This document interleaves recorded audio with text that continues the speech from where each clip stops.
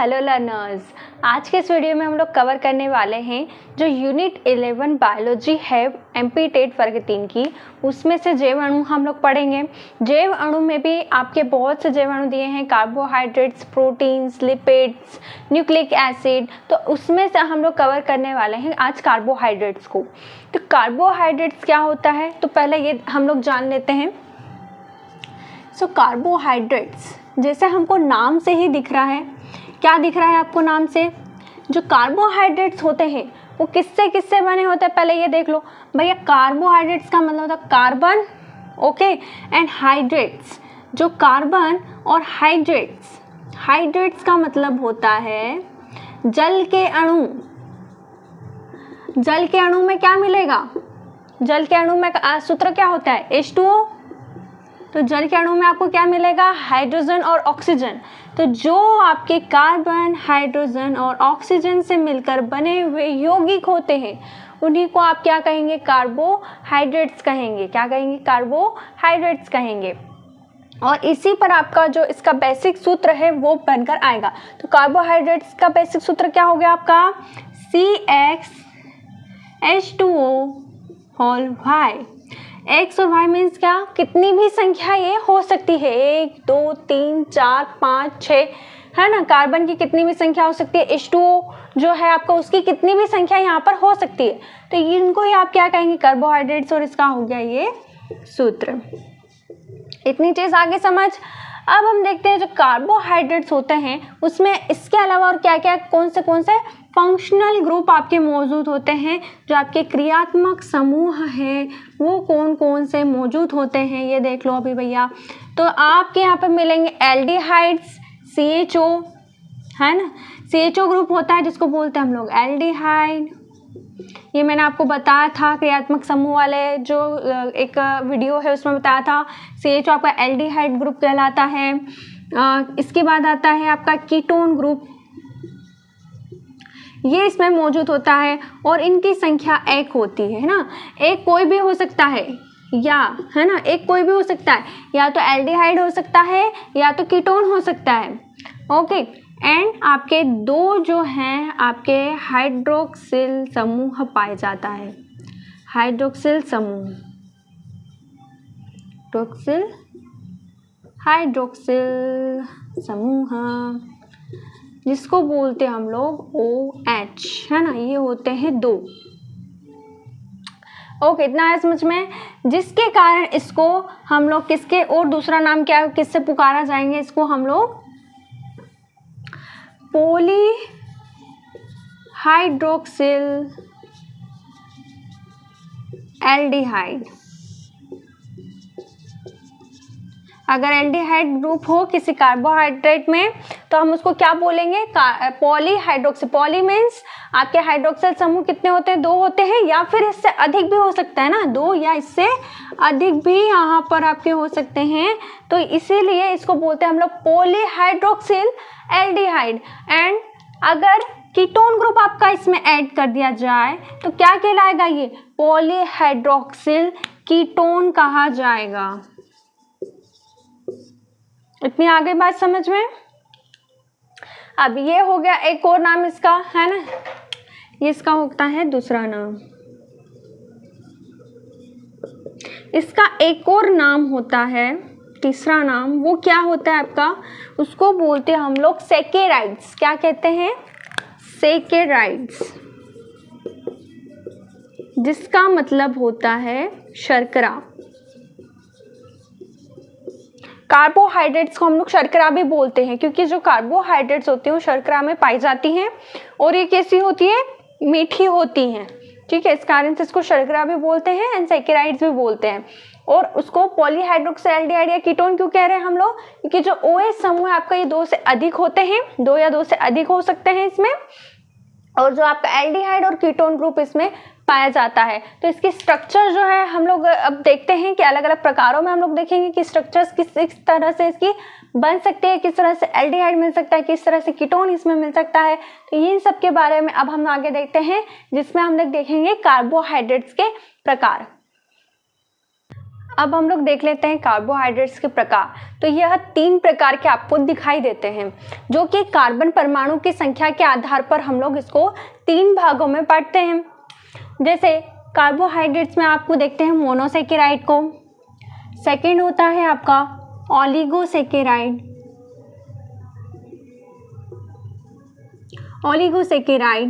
और थर्ड होता है पॉलीसेकेराइड। ये 3 प्रकार के आपको कार्बोहाइड्रेट देखने को मिलते हैं।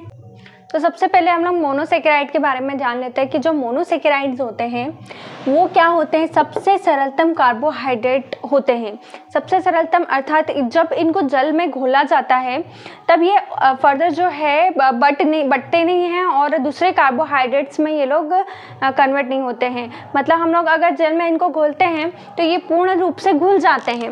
ओके, और इससे ज़्यादा हमको सरल इकाइयों में ये मिलते नहीं हैं। तो मोनोसेकेराइड्स क्या होते हैं, बिल्कुल सरलतम कार्बोहाइड्रेट होते हैं, जो कि क्या होते हैं, हाइड्रेट होते हैं, जो कि क्या होते हैं आपके, दूसरा पॉइंट ले लेते हैं, जल में घुलनशील होते हैं और इनको आगे जो है दूसरी इकाइयों में विभाजित नहीं किया जा सकता है। ओके, इतना आया समझ में। अब देखते हैं हम लोग ओलिगोसेकेराइड्स को। जो ओलिगोसेकेराइड्स होते हैं अब वो थोड़े जटिल हो जाएंगे कार्बोहाइड्रेट से। अब इसमें कार्बोहाइड्रेट्स की संख्या क्या हो जाती है, बढ़ जाती है। तो जो ओलिगोसेकेराइड में आपको कार्बोहाइड्रेट्स की संख्या मिलती है ये होती है 2 से 9 तक की संख्या में आपको ये कार्बोहाइड्रेट्स मिलते हैं। अब जो ये कार्बोहाइड्रेट्स होते हैं ये आपस में किसी ना किसी बंध से तो जुड़े होंगे, है ना। एक कार्बोहाइड्रेट है, आप ऐसे समझ लो, एंड ये दूसरा कार्बोहाइड्रेट है। जब ये कार्बोहाइड्रेट आपस में मिल रहे हैं तब इसमें क्या होता है, आपको पता है कार्बोहाइड्रेट में जल का अणु होता है, H2O होता है। तो इस जल का क्या हो जाता है, अपघटन हो जाता है और एक बंध का निर्माण हो जाता है जिसको हम लोग बोलते हैं ग्लाइकोसिडिक बंध। आगे इतना समझ में, कौन सा बंध बोलते हैं इसको, ग्लाइकोसिडिक बंध। जब 2 कार्बोहाइड्रेट्स यूनिट्स आपस में मिल रही हैं और ओलिगोसेकेराइड का फॉर्मेशन करती है। इसमें 2 भी मिल सकती है, 3 भी मिल सकती है, 4 भी मिल सकती है। ऐसे करते करते ये 9 कार्बोहाइड्रेट्स इसमें मिलते हैं और ओलिगोसेकेराइड्स का फॉर्मेशन करते हैं। अब हम आते हैं पॉलीसेकेराइड्स पर। तो पॉलीसेकेराइड्स जो होते हैं आपके वो और जटिलतम कार्बोहाइड्रेट्स होते हैं जिसमें कार्बोहाइड्रेट की संख्या आपको दिखाई देती है 10 से अधिक, है ना। या तो 10 दिखाई देगी या 10 से अधिक आपको अगर कार्बोहाइड्रेट्स मिलते हैं कहीं पर तो उसको आप कहेंगे क्या, पॉलीसेकेराइड्स। अब ये जटिलतम कार्बोहाइड्रेट्स होते हैं, ये लिख लो। ओके, क्या होते हैं ये, जटिलतम कार्बोहाइड्रेट्स होते हैं। अब जब ये ओलिगोसेकेराइड और पॉलीसेकेराइड को अगर हम लोग जल में घोलते हैं तब क्या होता है, जब ये जल में घुलते हैं तो ये फर्दर क्या होते हैं, दूसरे कार्बोहाइड्रेट्स में क्या होते हैं, बढ़ जाते हैं। जैसे यहाँ पे 2 यूनिट्स ऑफ कार्बोहाइड्रेट्स की है, जब इसको जल में घोला तब क्या होगा, हमको एक कार्बोहाइड्रेट मिल जाएगा और एक और कार्बोहाइड्रेट, इससे हमको एक यूनिट कार्बोहाइड्रेट की मिल जाती है। तो इस प्रकार के ओलिगोसेकेराइड एंड पॉलीसेकेराइड्स हो गए। अब हम इनको डिटेल में समझ लेते हैं। तो जो मोनोसेकेराइड्स होते हैं उसके कितने टाइप्स होते हैं, आपके ओलिगो एंड पॉलीसेकेराइड्स के कितने टाइप आपको देखने को मिलते हैं, तो हम लोग ये देख लेते हैं। अब हम लोग मोनोसेकेराइड्स के टाइप्स देख लेते हैं कि मोनोसेकेराइड्स कितने प्रकार के आपको दिखाई देते हैं। इसमें सबसे पहला प्रकार आता है, और ये जो प्रकार है आपको वो किसके आधार पर दिखाई देते हैं, आपको कार्बन की संख्या के आधार पर। कार्बन की संख्या के आधार पर, क्योंकि इसमें कोई भी कार्बोहाइड्रेट यूनिट दूसरी नहीं जुड़ी होती, इसमें सिर्फ एक ही कार्बोहाइड्रेट यूनिट होती है। तो जो कार्बोहाइड्रेट्स होते हैं इसका सामान्य सूत्र मैंने आपको बताया था, क्या है, CxH2O, यही है इसका सामान्य सूत्र कार्बोहाइड्रेट का। तो जब कार्बन की संख्या और जो इसमें जो H2O की संख्या है ये जब बदलाती है ना, तो इस आधार पर हम लोगों ने मोनोसेकेराइड्स को बांटा है। तो सबसे पहला हम लोग प्रकार देख लेते हैं जो कि कहलाता है आपका ट्रायोजेज। ये सबसे पहला प्रकार है मोनोसेकेराइड्स का। आपको दिख रहा है ट्रायोसिस बोला है, ट्राई आया है, मतलब क्या है, इसमें कार्बन की जो संख्या है वो कितनी है, 3 है। तो जब कार्बन की संख्या हमको 3 मिलती है किसी भी कार्बोहाइड्रेट में तो उसको बोलते हैं हम लोग ट्रायोसिस। अब इसके कुछ एग्जाम्पल्स देख लो। तो इसका एग्जाम्पल आपका आता है जो कि इम्पॉर्टेंट आपको याद रखना है एग्जाम्पल, ये कई बार पूछ लेते हैं कि ये वाला जो एग्जाम्पल है वो मोनोसेकेराइड का है या डाइसेकेराइड का है या ओलिगोसेकेराइड का है, तो ये बताना पड़ेगा आपको। तो इसके एग्जाम्पल में क्या क्या आ जाएगा, ग्लिसरैल्डिहाइड और ग्लिसरैल्डिहाइड एंड डाईहाइड्रोक्सी, क्या आ जाएगा, डाईहाइड्रोक्सी एसीटोन। ये 2 प्रकार के आप इसमें एग्जाम्पल देखते हैं, ग्लिसरैल्डिहाइड और डाईहाइड्रोक्सी एसीटोन। इसके बाद हम लोग आ जाते हैं सेकेंड टाइप पर। सेकेंड टाइप में आपका क्या है, टेट्राजेज बोलते हैं जिसको हम लोग। जैसे ये ट्राइजेज, इसमें कार्बन कितने आ गए थे, 3 कार्बन आ गए थे, वैसे ही टेट्राजेज में अब क्या हो जाएगा, कार्बन की संख्या कितनी हो जाएगी, 4 हो जाएगी। तो इसमें लिख दो कार्बन की संख्या 4 होती है। और इसका एग्जाम्पल क्या लिखेंगे हम लोग टेट्राजेज में, एरिथ्रोलोज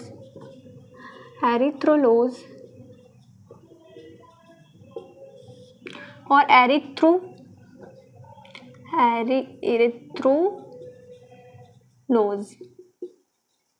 ये 2 टाइप के इसके एग्जाम्पल हो गए। एरिथ्रोज है ना, ये क्या है, एरिथ्रोज है, ये आता है आपका एरिथ्रोज एंड ये आता है आपका एरिथ्रोलोज। ओके, इतना आ गया समझ। तो ये टेट्राजेज के एग्जाम्पल हो गए, है ना, ट्राइजेज। अब हम लोग देख लेते हैं। अच्छा, इसमें क्या होगा, 4 कार्बन, जैसे 1 2 3 है ना, ये 4, ऐसे 4 कार्बन आपको दिखाई देंगे, 4 कार्बन चेन का पेंटाजेज। थर्ड आता है आपका पेंटाजेज। पेंटाजेज में क्या होता है, कार्बन की संख्या कितनी हो जाएगी, अब यहाँ पर 5 आ जाएगी। इसका एग्जाम्पल देखो भैया, इसका एग्जाम्पल आप पेंटाजेज में देखते हैं तो कार्बन की संख्या कितनी होनी चाहिए, 5 होनी चाहिए।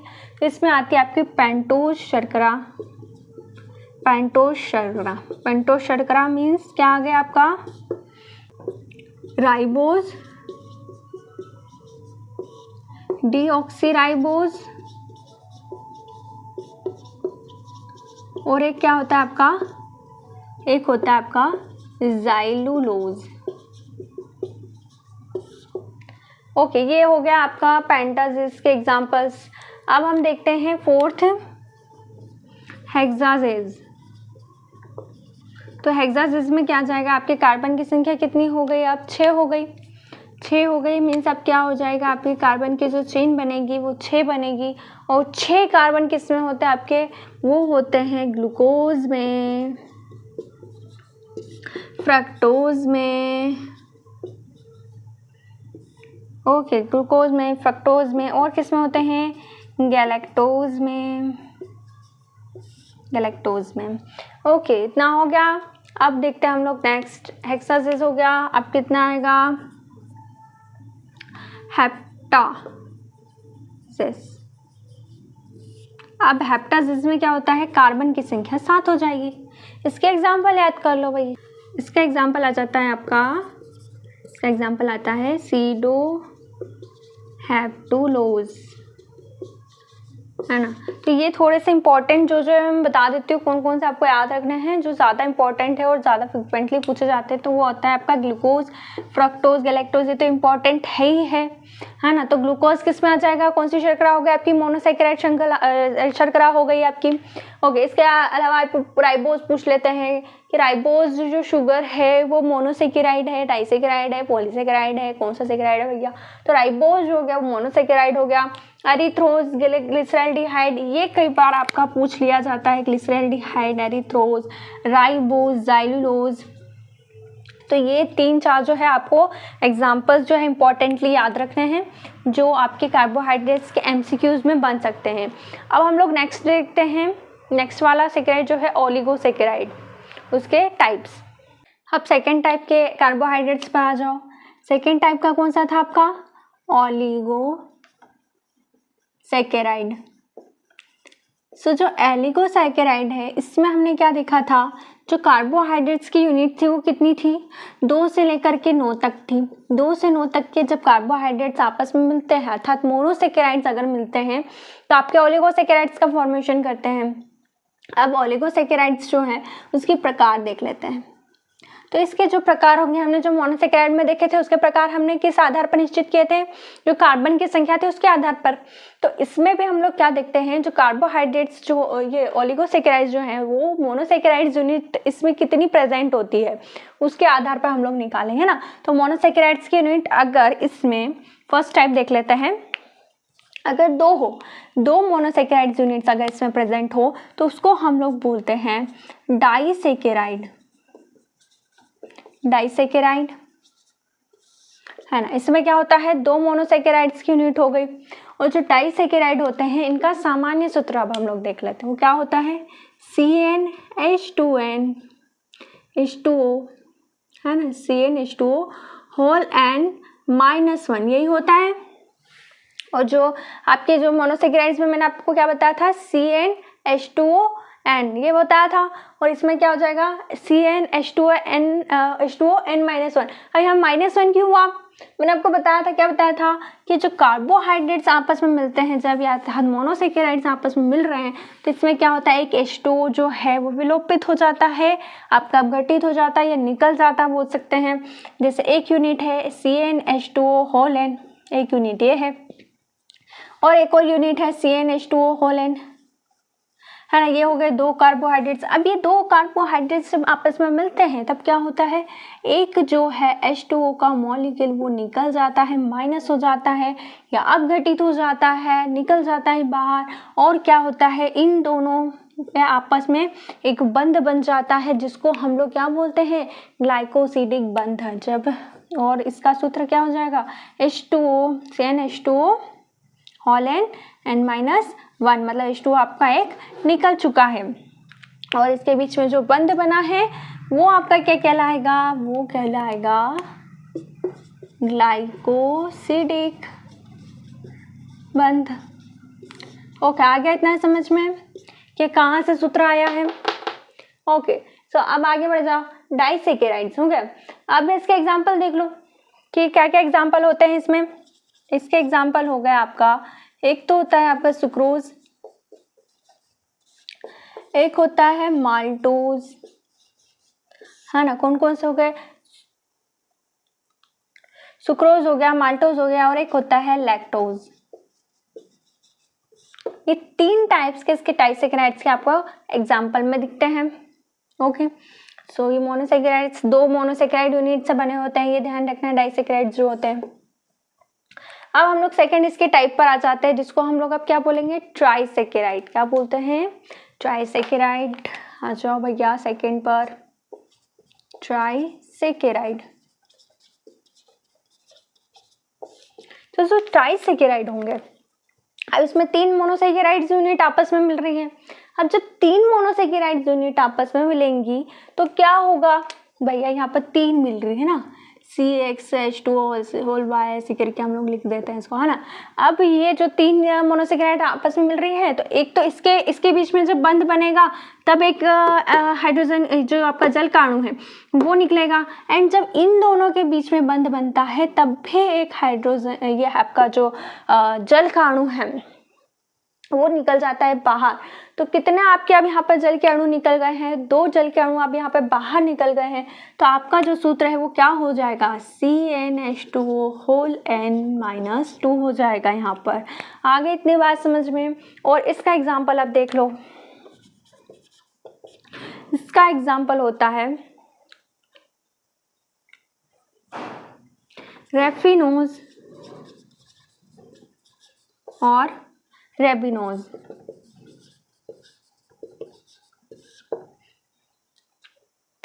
तो ये 2 टाइप्स के इसके एग्जाम्पल हुए, रेफिनोज एंड रेबिनोज। तो जो रेफिनोज है आपका वो ग्लूकोज एंड फ्रक्टोज और मोनोसैकेराइड से मिलकर बना होता है, इतना ध्यान रखना आप है ना। बस एग्जाम्पल भी आप याद रखोगे तो आपका हो जाएगा काम यहाँ पर है ना। हम लोग थर्ड देख लेते हैं, थर्ड टाइप ऑफ ओलिगोसेकेराइड जो कि क्या होगा, अब ट्राइसेकेराइड हो चुका है आपका। अब आता है आपका डाई हो गया, ट्राई हो गया, अब क्या आ जाएगा, टेट्रा। तो जो टेट्रासेकेराइड्स होंगे अब उसमें क्या हो जाएगा, आप ही बता दोगे। अब क्या हो जाएगा, इसमें 4 प्रकार के आपको मोनोसेकेराइड्स, 4 है ना, 4 अब यूनिट हो जाएगी इसमें मोनोसेकेराइड्स की। अब और 4 अब मिल रही हैं तो वही वापस से आप कितने ये आपके जल के अणु निकल जाएंगे, वो निकलते हैं आपके 3 निकलते हैं। और इसका सूत्र कितना हो जाएगा, CnH2O होल n -3 हो जाएगा। आप कितने निकलेंगे, 3 जो है जल के अणु निकल जाएंगे अब यहाँ से। तो टेट्रासेकेराइड्स हो गए। आप टेट्रासेकेराइड्स के एग्जाम्पल वो याद कर लो।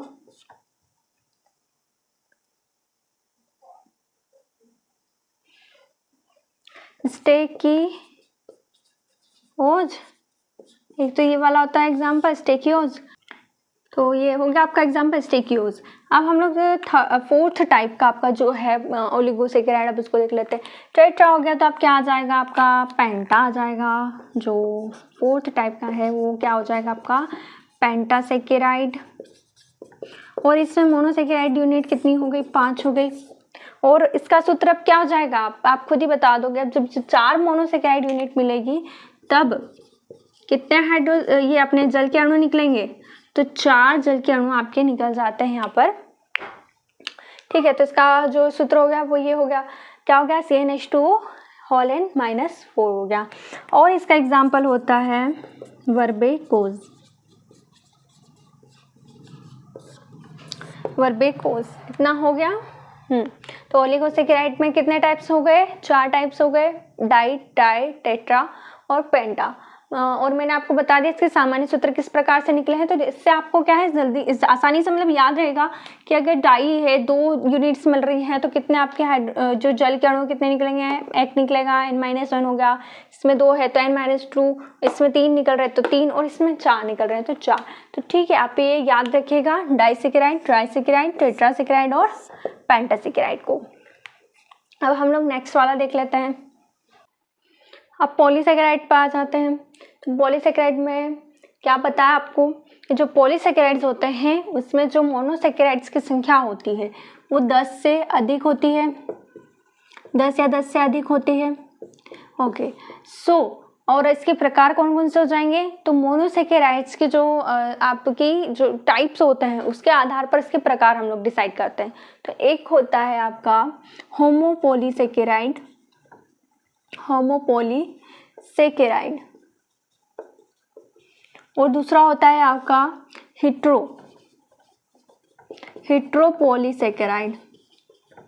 तो ये 2 नाम आपको याद रखने हैं।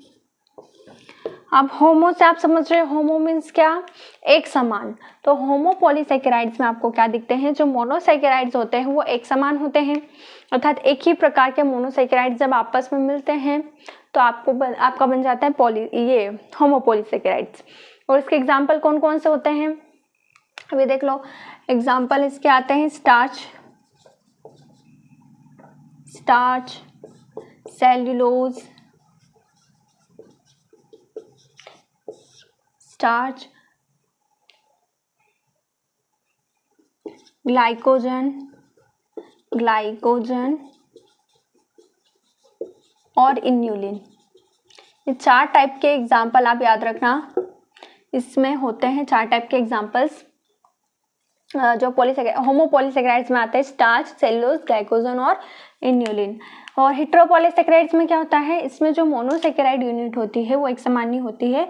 तो मोनोसेकेराइड यूनिट के साथ साथ आपको इसमें क्या दिखाई देता है, दूसरा कोई भी जैसे तत्व हो गया, जैसे आपका हो जाता है कोई भी अकार्बनिक, है ना, कोई भी अकार्बनिक तत्व आपको इसमें जुड़ा हुआ दिखाई देता है, या फिर जो मोनोसेकेराइड से बिल्कुल अलग हो, इस टाइप का कोई भी इसमें तत्व आकर के जुड़ जाता है जब, तो उसको बोलते हैं हम लोग हेट्रोपॉलीसेकेराइड।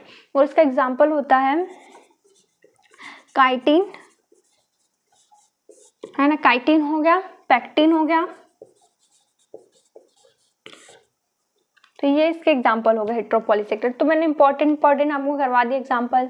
ठीक है, स्टार्च आपको याद रखना है, स्टार्च क्या हो गया, स्टार्च आपका हो गया पॉलीसेकेराइड में, कौन सा पॉलीसेकेराइड हो गया, होमोपॉलीसेकेराइड। सेलुलोज क्या होता है आपका, तो क्या हो जाएगा, पॉलीसेकेराइड होता है। कौन सा, होमोपॉलीसेकेराइड। अब काइटिन जैसे पूछ लिया, काइटिन जो है वो कौन सा पॉलीसेकेराइड है, तो हेट्रोपॉलीसेकेराइड है। तो ये सब आपको एग्जाम्पल्स याद रखने हैं इनके ज़्यादा मेनली, तो कि कई बार एमसीक्यूज में इसी तरह के क्वेश्चंस आपको पूछे जाएंगे।